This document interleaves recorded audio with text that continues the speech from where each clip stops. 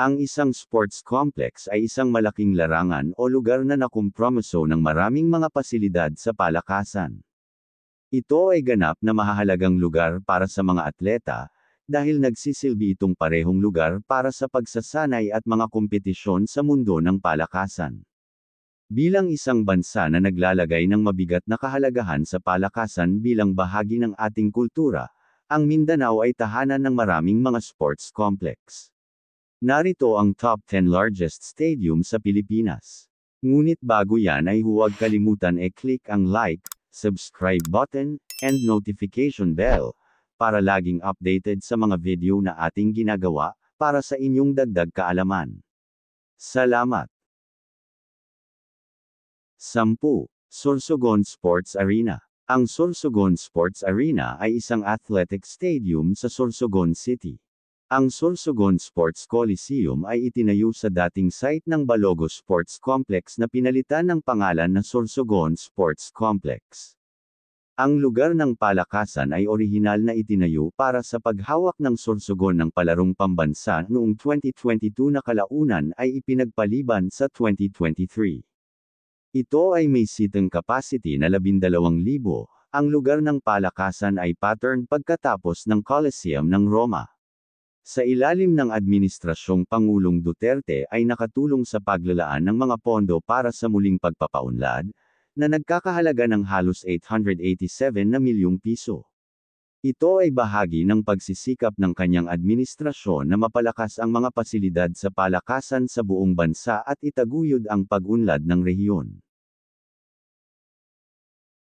Siyam. Marikina Sports Center. Ang pangunahing stadium, ang football at athletics stadium ng Marikina Sports Center, ay binubuo ng isang track ng athletics, isang 64 na metro wide na natural na grass pitch, at 2 grandstands na west and east stands.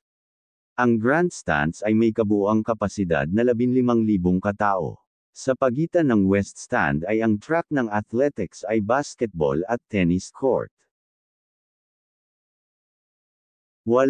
Narciso Ramos Sports Complex. Ito ay isang complex of sports facilities sa Lingayen, Pangasinan. Ang pangunahing stadium ng Narciso Ramos Sports at Civic Center ay may isang grandstand na maaaring umupo ng isang maximum na 16,000 katao pati na rin ang isang track ng athletics na oval.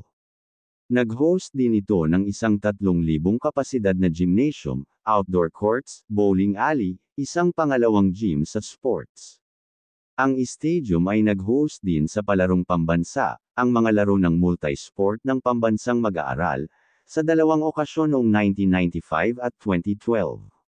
Nagdaos din ito ng iba pang pambansang kompetisyon tulad ng Philippine National Open for Athletics noong 2009 at National Milo Olympics noong 2011.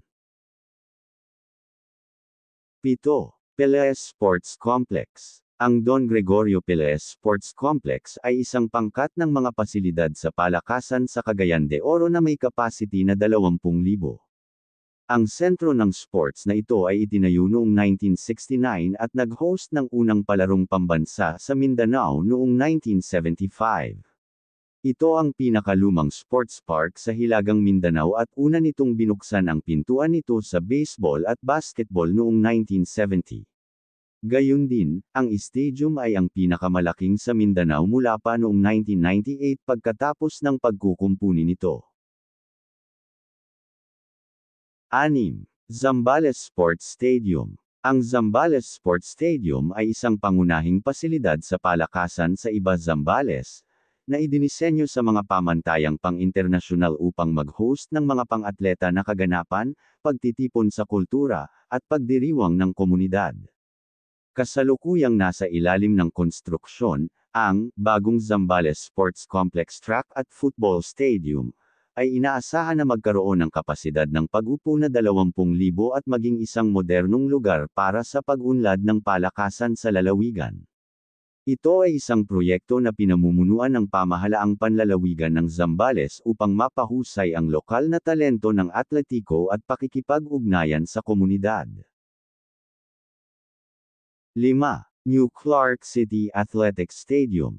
Ang stadium, na may capacity na 20,000 na sports venue at tinutukoy din bilang New Clark Stadium, ay isang multi-purpose stadium na matatagpuan sa New Clark City sa Capas, Tarlac. Ang athletic stadium mismo ay mayroong disenyo na nagmula sa Mount Pinatubo, kasama ang mga post at facade na ginawa mula sa lahar o bulkan na debris mula sa bulkan. Ang pangunahing harapan o pangunahing pasukan ay ornated na may mga glass frames, at ang mga haligi nito ay ipininta na kulay orange upang kumatawan sa lokal na sunset. Ang stadium ay may isang open shed architecture at isang nakataas na bubong bilang isang lunas laban sa tropikal at mahalumigmig na klima ng lokal nito. Ang istruktura ay karagdagang maaliwalas ng mga tunnels ng hangin at ang insulated oval na bubong nito. 4. Tolosa Sports Center. Ang pinakamalaking sports stadium sa rehiyon ng Visayas na may seating capacity of 25,000 ay Sunrise sa Tolosa, lalawigan ng Leyte.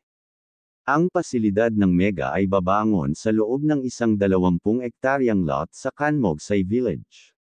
Ang isang paunang pondo ng 200 na milyong piso ay na-download sa DPWH Regional Office para sa pagtatayo ng multi-purpose sports center. Ang pilot project na ipatutupad sa taong ito ay isang mid-rise na istruktura na may kabuuang lugar ng sahig na halos 34,395 square meters na may isang mezzanine floor, na inilaan para sa pagkakaloob ng isang stadium ng football na may mga bleachers at track at field setup. 3. Governor Mariano Perdices Memorial Coliseum. Ang Don Mariano Coliseum ay humawak ng 2010, Central Visayas Regional Athletic Meet at 2013, palarong pambansa na matatagpuan sa Dumaguete. Ang kapasidad nito ay 25,000 mga tao na may isang rubberized track oval, pangunahing lobby, dormitoryo, at hostel. Sa tabi nito ay ang Olympic-sized na swimming pool na kilala bilang Lorenzo G. Teves Memorial Aqua Center. Ang Lamberto Macias Sports Complex ay isang panloob na arena na matatagpuan malapit sa Coliseum na maaaring mapaunlakan ang halos 6,000 katao. 2.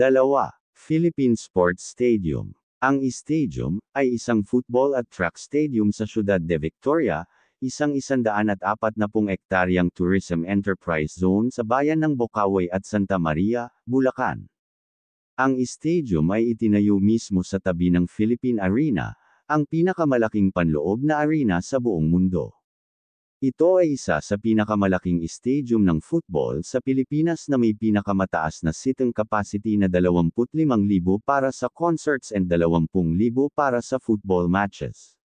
Ang pagtatayo ng stadium ay nagsimula noong 2011, at opisyal na binuksan ito noong 2014. Ang stadium ay bahagi ng isang mas malaking sports complex na binuo ng Iglesia ni Cristo, isang pangkat ng relihiyon sa Pilipinas. Kasama rin sa complex ang Philippine Arena, ang pinakamalaking panloob na arena sa mundo. 1. Davao City UP Sports Complex. Ang stadium ay isang modernong pasilidad sa palakasan sa Davao City, na nagsisilbi sa mga atleta ng lungsod at mga mag-aaral ng University of the Philippines na matatagpuan sa Mintal. Ang komplikadong ito ay nagsasama ng iba't ibang mga pasilidad sa palakasan upang makatulong sa pag-unlad ng mga atleta at itaguyod ang sports sa rehiyon. Ito ay may seating capacity of 30,000. Gayunpaman, tulad ng maraming iba pang mga proyekto sa buong mundo, ang pagtatayo ng Davao Sports Complex ay huminto din noon tumama ang pandemya. Ang konstruksyon ay bumagal sa pamamagitan ng isang considerate amount. Bagaman hindi pa kumpleto, ang sports complex ay naitayo ng sapat upang mag-host sa mga kaganapan. Ang 20 ektaryang sports complex na ito ay ginawa upang magkaroon ng mga pasilidad na naaayon sa mga pamantayang pang-internasyonal.